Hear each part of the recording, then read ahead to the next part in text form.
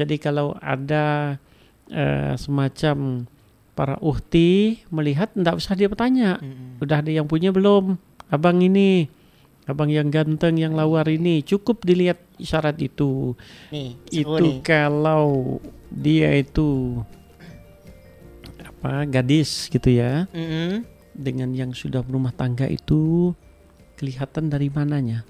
Dari selendang yang dia pakai. Kalau yang anaknya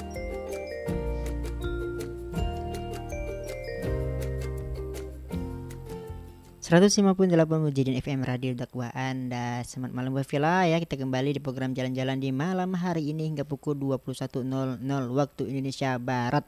Nah Wafila, kita sudah berjalan 30 menit ya di program malam hari ini, program Jalan-Jalan, dan insyaallah kita akan membahas tentang busana budaya Melayu. Nah jadi Wafila, nah yang kita tunggu-tunggu telah hadir ya, dan kita langsung sapa saja ke Bang Din kita di malam hari ini ya. Assalamualaikum Bang Din. Waalaikumsalam, minta maaf kan terlambat. Si Ocotnya lebih dulu datang. Siap. Oke Bang Din, sehat? Alhamdulillah sehat. Ya. Dan malam ini Vila ya, kita langsung saja untuk lanjut ke Bang Din untuk menceritakan tentang budaya. Tadi udah buka sedikit lah tentang pakaian Melayu yang dimana sebagai ciri khas kita lah orang Melayu. Ya. Pakai baju teluk belanga atau baju kurung. Ya. Lanjut Bang Din. Tadi di sepanjang perjalanan dalam mobile saya ikuti ya. Betul, udah benar lah tuh. Jadi malam ini bukan main, Darson ini berpakaian Melayu yang begitu gagahnya. Udah ngetes dah baju deh. Jadi nampak-nampaknya macam orang nak turun pengantin di malam ini. Jadi apa yang dipakai Darson, apa yang dijelaskan tadi ya, begitulah gaya khas Melayu berpakaian. Tapi kalau boleh saya ulas sedikit lah dari awal ya. Siap. Yang untuk pakaian laki-laki dulu. Laki-laki menggunakan baju yang dinamakan teluk belanga. Nah, bersama kita di kesempatan malam hari ini juga Son hadir Pak Tengku Badarudin, orang yang selalu menggunakan pakaian Melayu secara khas. Nah, jadi pakaian teluk belanga. Dimanapun Melayu berada, dia pasti mengenal baju teluk belanga untuk laki-laki dan baju kurung untuk perempuan. Nah, dalam berpakaian teluk belanga itu kesannya bahwa baju itu sedikit besar, tidak nyempit. Kalau ada pakaian longgar. Kalau ada pakaian teluk belanga itu yang sempit-sempit gitu kan, kelihatan ketat-ketat, berarti itu bukan. Itu bukan. Itu namanya tahu adat tapi tidak beradat. Makanya begitu. Baju betul. Baju tapi betul. Salah dalam pakaian. Salah dalam menggunakan. Nah, itulah. Baju teluk belanga ini lazimnya dimasukkan di dalam, dibalut oleh lilitan kain. Ya. Apakah itu kain tenun, apakah itu kain sungket. Iya. Nah, kalau di Pontianak kita mengenal apa dia tenun, apa dia sungket yang dinamakan dengan corak insang. Iya. Nah, corak insang ini khas ya Kota Pontianak. Nah, kalau di Sambas kita mengenal kain sungket Sambas dengan corak dan motif padang terbakar, bintang bertabur, pucuk rebung dan lain dan sebagainya itu. Nah, menggunakan kain khusus untuk laki-laki yang sudah berumah tangga, berkeluarga, itu di bawah lutut. Iya. Yang udah menikah ya. Sudah menikah. Jadi di bawah lutut. Jadi kalau yang masih bujangan, masih single, harus di atas. Di atas. Tidak juga di atas sekali, ngepas lah begitu. Itu artinya. Itu isyarat. Jadi kalau ada semacam para uhti melihat, tidak usah dia bertanya. Udah ada yang punya belum? Abang ini, abang yang ganteng, yang lawar ini, cukup dilihat isyarat itu. Tapi kalau zaman dulu jujur sekali, zaman sekarang yang udah punya pasangan pun tetap dinaikkannya ke atas. Tetap merasa single. Pak Tengku lah yang tahu itu. Nah itu. Nah kemudian dipadu padankan dengan kopiah atau songkok. Iya. Itu khas orang Melayu. Semula Melayu tidak mengenal apa yang dinamakan betanjak segala macam. Itu kan setelah dimodifikasi. Modifikasi adanya tren mode. Baru kita mengenal itu. Zaman dulu itu ya. orang itu lebih khas menggunakan kopiah di Pontianak ini. Kita kenal songkok ya. Songkok. Nah, dalam etikanya bersongkok ini biar kelihatan gagah itu dimiring-miringkan sedikit. Jangan ngepas-ngepas. Miring kanan ke kiri. Ke kiri ke kanan. Muka-muka mirip Ramli lah kata orang tuh kan. Begitu. Nah, kemudian khusus yang laki-laki kita mengenal sejumlah warna. Kalau warna kuning itu adalah warna khas Melayu, tapi juga lebih kepada warna bangsawan. Nah, kemudian warna lain seperti warna abu-abu atau warna hijau, toska mungkin kalau ada ya. Nah, itu kerap digunakan untuk acara-acara tertentu. Tapi kalau warna hitam lazimnya digunakan untuk pergi melayat pada saat suasana berduka. Kalau merah biasanya pada saat kenduri besar. Nah, ada juga yang menggunakan baju ini dikeluarkan. Kalau bajunya dikeluarkan itu bukan baju pakaian Melayu. Itu orang Banjar, orang Aceh begitu. Baju itunya ya, baju Melayu itu dikeluarkan, baju Melayunya dikeluarkan, kainnya di dalam. Nah, itu ada maknanya. Tapi Melayu juga gitu. Melayu juga lah itu. Tapi asal jangan kainnya diselempangkan, kaki celananya digulung, tangannya digulung, itu namanya Melayu kalah berjudi. Bahasa orang tua zaman dulu tuh begitu ya. Sengkok mereka juga ya. Kalah berjudi begitu. Nah, itu ya ciri khasnya. Nah, kemudian untuk perempuan Melayu, para puan-puan ini tadi pakaian para tuan-tuan. Perempuan Melayu itu berpakaian apa yang dinamakan dengan baju kurung. Baju kurung ini panjang sampai ke bawah, tetapi tidak bawah sekali. Karena harus menampakkan kainnya. Bajunya itu ya, atas lutut atau bawah lutut gitu. Di atas, atas lutut lah gitu ya. Di atas. Nah, kain itu kan ada yang tengah kain tuh. Tengah kain yang banyak ukirannya itu dipasang di depan. Karena dia nyamping kan. Kalau perempuan, mengapa nyamping? Biar elok duduknya.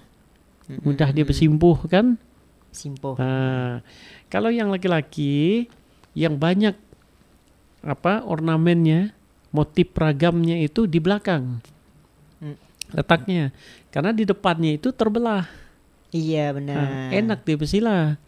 Ini mengandung makna kalau di laki-laki ditaruh di belakang itu menutup marwah. Kalau yang perempuan disimpan di depan itu menjunjung tinggi harga diri, harkat martabat perempuan. Itu artinya. Itu makna filosofinya. Jadi jangan asal menggunakan. Nah, kemudian bagaimana dengan selendangnya? Kalau yang perempuan selain dia sudah berhijab, misalnya kalau zaman dulu kita kan masih umum tuh perempuan Melayu itu selendangnya dipasangkan. Namanya selendang lepas. Yang di kepala kain sarung, sarung tuh. Makin cantik, makin elok kelihatannya. Apalagi kalau memang wajahnya didandani sedemikian rupa. Nah, kalau yang laki-laki tadi pakai kopiah, pakai songkok, yang perempuan kalau dia tidak berhijab itu bersanggul lepas. Ada istilahnya itu seperti ayam ngeram. Motifnya tuh, ya kan? Nah, itulah khasnya busana Melayu Kota Pontianak. Mulai dari warna, padu padan, keserasian penggunaannya.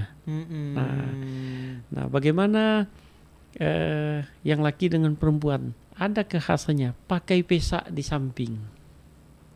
Di sini ini. Coba punya Darson tuh, angkat sedikit. Nggak ada pesaknya. Di samping, nggak ada kan? Nggak ada. Wah, ini berarti bukan baju Melayu nih. Kalau baju Melayu itu ada pesaknya. Pesak itu ya yang sini. Di sini nih. Tanya Pak Tengku. Pak Tengku tahu itu. Bepesa itu yang di samping ya Bang ya? Nah, samping. Itu banyak saya temukan pakai Melayu. Yang penting indah, padu padannya bagus. Bahkan motif itu diambil dari daerah masing-masing. Bukan. Diambil dari kain sungket yang terkesan mahal lah jadinya. Asal dibuat, tapi begitu dibuat nilai budaya Melayunya ndak ketemu di situ. Nah, yang perempuan juga begitu, berpesa. Mengapa harus berpesa? Biar mudah bergerak ininya. Apabila baju itu udah sempit, itulah dibuka untuk melebarkan. Jadi Melayu itu makna berpakaian pun digunakan dengan berfilsafat, memberikan pembelajaran yang mumpuni. Nah, kan tidak panjang-panjang kita ngomong. 3 jam dirangkum 30 menit kan. Terangkum semua. Betul. Tapi ini ada pertanyaan nih Bang Din terkait tentang pakaian baju kurung ya, dipakai oleh pon-pon Melayu, kan mak-mak lah, ibu-ibunya. Jadi kalau biasanya tuh kalau kita mau nengok nih, tadi kita udah pandang abang-abangnya nih, abang-abang yang biasa menggunakan baju teluk belanga yang menggunakan kain sampennya itu bawah lutut, itu dia tahu, oh udah nikah nih abang ini gitu. Terus yang yang belum di atas lutut. Nah itu, kalau kita nengok perempuan itu gimana? Ini kok ini apakah sama ya atau karena ini masih dalam pertanyaan. Jadi kau ini penasaran. Penasaran. Jadi begini, zaman dulu itu nih. Kalau dia itu gadis gitu ya, dengan yang sudah berumah tangga itu kelihatan dari mananya? Dari selendang yang dia pakai. Kalau yang anak gadis itu ditutupnya muka gini, disibaknya, matanya aja yang nampak. Selendang itu. Selendangnya tutup wajah ya. Seperti kita melihat para ukti bercadar. Begitu. Dulunya gitu ya. Dulunya begitu. Nah, kalau yang sudah berumah tangga, sudah berkeluarga, lepas nampak mukanya. Gampang kan? Gampang. Dulu ya. Dulu. Sekarang sama. Kalau sekarang harusnya tetap begitu karena ini budaya kita. Dan ini pun harus dibiasakan menggunakan ini. Saya malah kepingin jangan hanya pada bulan Oktober saja kita menggunakan yang begini. Kalau kita di Kepri ya Pak Tengku ya, setiap hari Sabtu, Senin, Jumat mungkin ya. Setiap hari Jumat itu menggunakan pakaian khas Melayu itu. Coba kalau kita biasakan lah menggunakannya begitu. Iya. Elok sekali kelihatannya. Benar. Nah, kalau pergi sholat Jumat, yang laki-laki kan tinggal pakai teluk belanga. Masalah kainnya kan sudah pakai. Udah siap pakai dah. Itu kan bagus lagi dipandangin ya. Enak dipandang. Jangan cuma sesama kita yang enak memandangnya. Kita kalau nak ngadap pejabat, nak ngadap penghulu berpakaian rapi-rapi. Tapi kalau nak menghadap Allah, berpakaian sekena-kenanya. Inilah etika makna berpakaian dalam tradisi budaya Melayu. Insyaallah, seru. Nah, oke. Tadi udah tanya tadi, berlanjutlah nih. Begini Pak Long tentang berpakaian kita busana budaya Melayu ini, apa yang saat ini hilang gitu, atau mungkin masih digunakan masyarakat Melayu, atau masih ada, atau malah berkembang, termasuk tanjak tadi deh kan. Salah satunya. Jadi sekarang ini dengan semakin majunya dunia modeling, jadi dimodifikasi sedemikian rupa sehingga orang pun mengikuti tren. Jadi kekhasan yang asli dari berpakaian Melayu itu hanya bisa dilihat pada saat tertentu. Tetapi seumum-umumnya itu sudah menggunakan apa yang dinamakan modifikasi. Apa yang digunakan oleh Darson pada malam ini modifikasi ini. Ini udah modifikasi. Karena kalau Melayu yang asli dia tidak ada berenda, tidak ada becorak. Itu polos, iya. Polos. Tetapi kemudian di Malaka pada abad ke-18, abad ke-19 mulailah kalangan bangsawan itu menggunakan yang bertenun. Nah, kemudian di Johor, di kawasan Negeri Sembilan, di Semenanjung lah katakan begitu ya, sudah mulai menggunakan yang bersulam, bersungkit dan bertenun. Nah, lalu di abad ke-20 itu dibedakan oleh kalangan istana dengan non-istana. Kalangan istana menggunakan yang berenda, bersungkit, bersulam itu. Masyarakat kebanyakan itu yang polos. Iya. Begitu juga dengan polos. Kainnya. Nah, ketika abad ke-21 sekarang abad milenial, abad gadget ini udah tidak ada bedanya. itu juga itu. Betul tuh Bang Din. Tengok tuh sama ya sama. Yang merasa dia bahasanya itu kita orang biasa ya. Pakaian seperti raja. Ada juga. Saya enggak ngomong yang begitulah ya. Tapi kan ada. Tetapi memang kita ini adat dan adab itu harus diselaraskan. Jangan pula kita berdampingan misalnya dengan bangsawan dari istana. Ternyata kita berpakaian lebih dari pakaian raja. Ini bukan kelihatannya tidak pantas, bukan.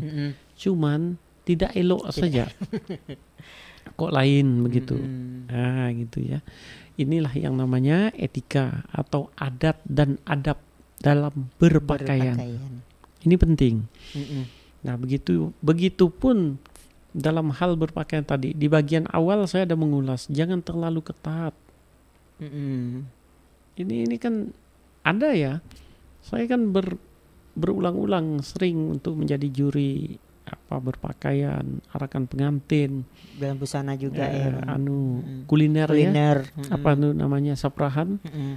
Ada saya ketemukan ada ibu-ibu yang pakainya sangat ketat sekali, dimodifikasi, modis lah kelihatannya itu dengan kacamata hitamnya segala macam. Saya bilang ini mah bukan pakaian Melayu yang begini. Ini ala-ala Melayu lah. Ya begitu. Iya. Gitu. Nah, tadi dah kita ngomong yang laki-lakinya begitu ya, perempuan itu. Lalu pakai sandal kah? Pakai sepatu kah? Iya. Melayu tidak mengenal sandal dan sepatu dulunya, tapi apa yang namakan terompah. Orang Padang bilang bakia. Bakia ya Pak Tengku ya. Bakia itu sandal tradisional yang beranyam-anyam itu modelnya. Dulu apa namanya zaman kayak mirip-mirip gitu kayak yang biasa sandal gunung. Itu kayak begitu. Cuman talinya enggak terlalu banyak tuh. Betul. Itu sebetulnya gaya khas orang Melayu zaman dulu. Mengapa banyak talinya zaman dulu? Biar enggak lepas. Betul. Naik pegunungan pun. Jadi seakan-akan sandal gunung katanya. Betul. Zaman saya sekolah dulu ya, waktu SMA ngetop sekali tuh sandal itu apa namanya? Kok saya lupa ya? Apa ya namanya? Bahasa itunya ya, bahasa Melayu dulunya. Bukan. Nama sandal itu apa ya? Sempat ngetop sekali tuh sandal itu. Kalau sepedanya BMX. Kalau sandalnya tuh sandal apa ya namanya itu? Sandal inilah ya. Atau ini ya apa? Speedy. biasa digunakan. Itulah dia.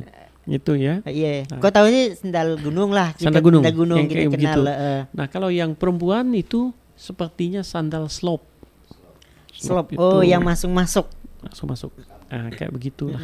Kayak begitu. Tetapi pada umumnya Melayu dulu tak pandai bersandal. Pakai kaki ayam. Kaki telanjang, kaki ayam. Begitu.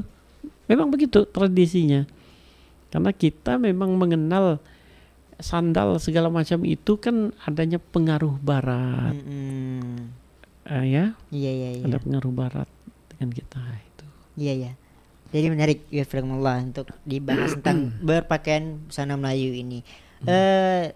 Tadi tidak kita tanya tentang bahwa pakaian kalau untuk perempuannya tuh kalau kita mau nengok dia masih udah belum nikah atau sesudahnya itu tadi ya. Jadi dulunya itu seperti bercadar, itu sebelum yang belum nikah. Menutup wajah. Menutup wajah ya. Jadi kalau untuk yang udah menikah terbuka. Nah, tapi kan sekarang kan sudah menggunakan hijab. Betul. Terus yang menggunakan apa namanya itu? Tapi musim sekarang ini pakai masker. Iya, pakai masker. Nenek-nenek pun pakai masker. nampak belum nikah berarti ya. Tapi kalau yang laki-laki pun pakai masker. Iya. Iya, karena kalau yang laki-laki pakai masker, jadi yang puan-puan ini bertanya, pakai kumis berjenggot kan enggak dia tuh. Itu. Iya betul. Jadi pakai Melayu ini juga tadi kalau misalkan kalau bajunya itu kayak saya pribadi ini sudah ada tambahan itu sudah modifikasi ya Bang Din ya. Tangannya enggak pendek baju Melayu itu. Ini kan 1/8 ukuran lengan bajumu itu yang kau pakai itu Son. Nah kalau Melayu itu dia panjang ke sini agak jebrai lebar ininya nih. Itu yang kalau berang tuh originalnya Melayunya. Sana pun sana polos. Nah, tapi cuma yang motif itu hanya sampingnya kain itu kan. Iya. Nah, biasa juga dimodif. Nah, kemudian ini kancing ininya nih. Kancingnya sampai ke bawah. Enggak.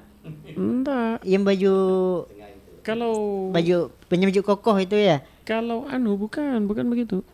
Kalau baju teluk belanga itu kancingnya 3. Kayak saya nih. Iya. Sekarang ini ya pakai kayak gitu. Kalau sampai ke bawah tuh enggak ada. Melayu enggak pakai begitu. Nah, memang pengaruh koko ini kan ada juga pengaruh budaya Cina. Karena di Malaka itu dulu kan bersentuhan juga dengan Cina ya. Nah, jadi di situ namanya baju koko. Kalau kita mau mengatakan ini budaya Timur Tengah enggak. Karena kalau di Timur Tengah itu kan pakai jubah sampai ke bawah. Nah, kemudian kalau pakai kopiah, kita tidak pakai kopiah. Kalau mengikutkan budaya Islam kita tidak mengenal kopiah. Tapi pakai surban. Iya. Surban. Nah, kalau kita akhirnya belajar dari Turki, apa yang dinamakan turbus atau tarbusi. Ya, turbus Turki itu tinggi, warnanya merah. Iya betul. Kita ukuran sedang. Nah, iya. Tinggi kan biasanya 9. Iya. Atau 8 gitu. Kurang lebih begitulah. Ya. Jadi itu gitu Bang Din ya. Ternyata berpakaian itu berpakaian Melayu ini punya maknanya itu tadi. Termasuk kancingnya juga. Nah, jadi masalah kancing tadi itu kan biasanya tengok juga ganjil ya. Nah, ada yang 5, ada yang 3. Biasanya itu kayak 5 jarang 4. Biasanya itu juga yang itu kayak koko tadi. Sering juga saya lihat gitu kan yang biasa menyewakan atau yang digunakan masyarakat Melayu. Kita ini biasa gunakan juga baju. Katanya mirip kokoh lah katanya kayak gitu kan. Tapi kalau kita ketahui bahwa baju Melayu itu 3 kancing hanya setengah dari sampai dada saja ya Wafila. Nah itu originalnya. Originalnya baju Melayu tadi. Sana polos, sana kain polos. Terus bajunya juga tidak ada motif-motifnya. Tapi kalau ada motifnya itu sudah modifikasi. Nah baik Wafila, ini di menit terakhir nih Bang Din, ada tak yang mau disampaikan kepada Wafila di menit terakhir kita di program jalan-jalan ini tentang berpakaian budaya Melayu ini? Saya sangat berharap dan menghimbau anak-anak muda, janganlah malu untuk berbusana tradisional Melayu, dan jangan latah busana Melayu ini dimodif menurutkan selera, semau-maunya aja. Indah tapi merusak. Tapi buatlah yang sederhana tapi maknanya itu luar biasa. Ini yang diperlukan. Saya senang apalagi melihat generasi muda saat ini mulai mencintai pakaian tradisional. Ya. Belum lama tadi saya dengan Pak Tengku ini sebagai juri motif tenun. Itu ya Pak Tengku ya. Motif tenun ya. Tingkat nasional. Nah, dari Kalimantan Barat sudah dihasilkan. Se-Kalimantan Barat itu. Se-Kalimantan Barat. sudah dihasilkan yang diselenggarakan oleh Dekranasda. Kemarin sudah ada yang ditetapkan untuk menjadi motif khas Kalimantan Barat. Nah, itu kembali ke alam lagi, flora. Kelihatannya yang jadi tren 2022 ini, kalau dulu kan tengkawang tungkul ya. Tengkawang tungkul, iya. Nah, enggang gading dan tengkawang tungkul. Iya. Kalau sekarang itu labu apa namanya itu kantung semar kah? Kantung semar. Itu motif kantung semar yang tampil sebagai juara kemarin. Juara satunya. Juara satu. Jadi ini yang akan jadi motif khas Kalimantan Barat nantinya ini. Kedepannya nih, ya untuk Kalimantan Barat ya. Tapi kalau Melayu tidak mengenal yang motif-motif begini, dia polos. Polos. Kan? Ya. Nah, tetapi kalau kainnya ya tetap kain sungkit, kain tenun. Iya. Itu ya ada. Oke. Nah, tidak terasa sudah selesai. Lebih menarik itu lagi cerita kita. Lah Bang ya. Insyaallah minggu Senin depan kita akan bincang-bincang lagi mengenai apa namanya, mengulik tentang kata-kata penat, kata-kata yang sudah lama dilupakan orang dari bahasa Melayu Pontianak. Bahasa Melayu Pontianak ya. Jadi sudah banyak dilupakan orang, mulai dari tingkap sampai ke apa namanya, ke lawang sampai serambi, sampai dapo, sampai ke kata-kata lainnya yang nyaris tak lagi dikenal. Tetapi begitu disebutkan, kok enak kedengarannya. Itu. Kok ada yang aneh gitu. Ada yang aneh.